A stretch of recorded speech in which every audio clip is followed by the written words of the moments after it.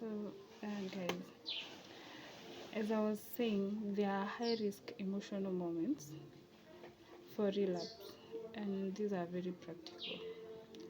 For example, loneliness.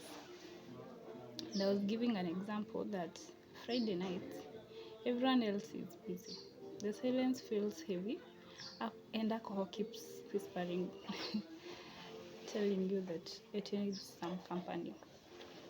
Uh, the recovery skill that you can exercise is plan connection before loneliness hits, or go for meetings.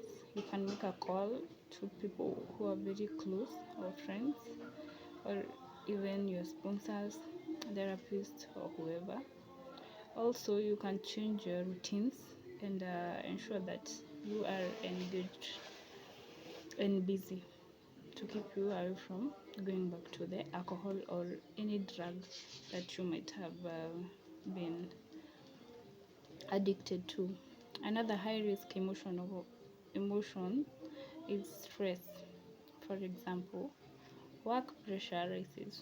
So all thoughts keep coming back, and some of these thoughts can be something like, I need a drink to help me relax.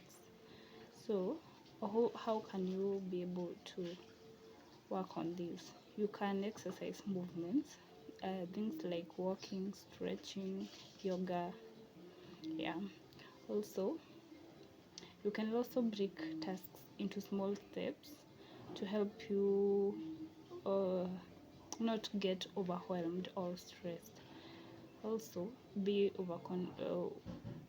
There is another high risk emotion that is overconfidence. For example, I've been sober for 6 months, so one drink, one shot, you know.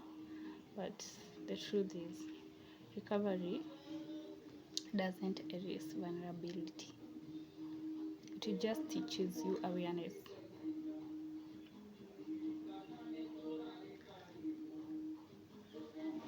We go to another section, which is learning to sit with emotions.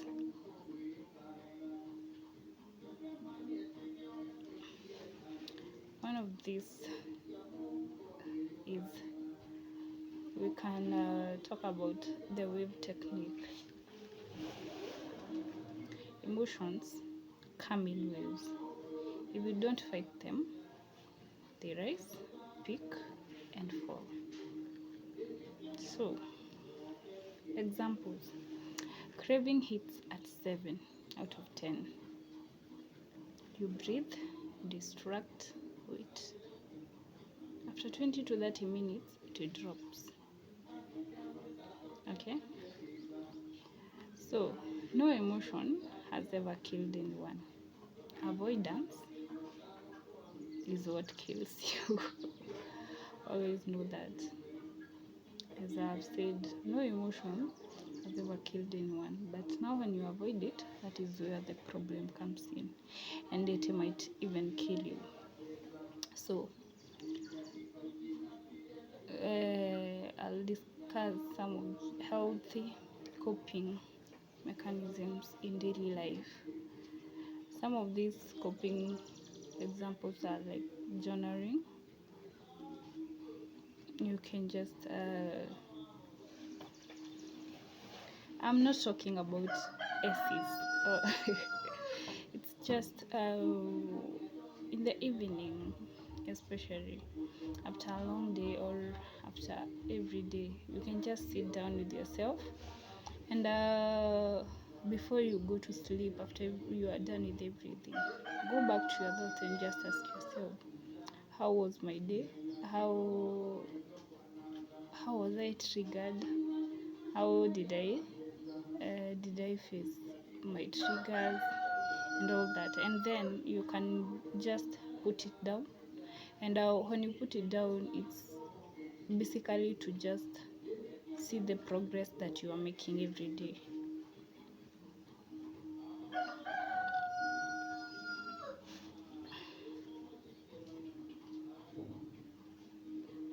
And when some of these things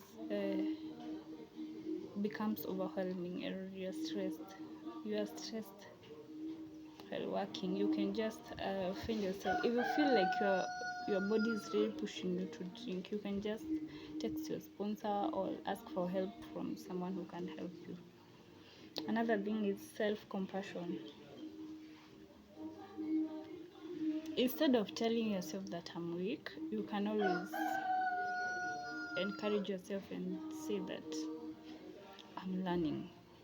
When you self-talk, when you positively self-talk yourself, it becomes much easier. Instead of criticizing yourself, be a bit compassionate with yourself and just encourage yourself. That's the only way to be able to stay sober and avoid relapse.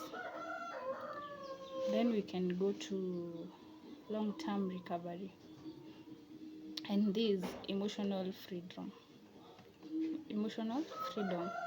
So I'll be giving an example. Michael has been 3 years sober and still feels sadness, but he no longer runs from it.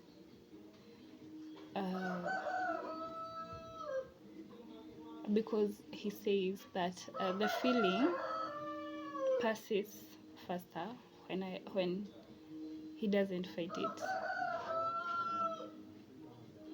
So what we are learning from Michael is that recovery doesn't make life painless. It makes life manageable. And I'll leave you guys with one, we can call it quote or whatever. So I'll just say, you didn't drink because you were bad. You drank because you were hurting. Recovery teaches you how to hurt without destroying yourself. I'll repeat. You didn't drink because you were bad. You drank because you were hurting. And recovery teaches you how to hurt without destroying yourself. Thank you guys for watching, listening to the end, and I hope to engage you more. I'm still learning, guys. As you know, this is my second video, so I'm still learning, but you keep going and you keep pushing, keep improving. As always, subscribe, comment, share with your friends, and on our next episode we'll be talking about anger now. Anger or anger I don't know how you say it, but we'll be talking about an emotion by the name anger. So thank you. See you guys soon. Bye for now.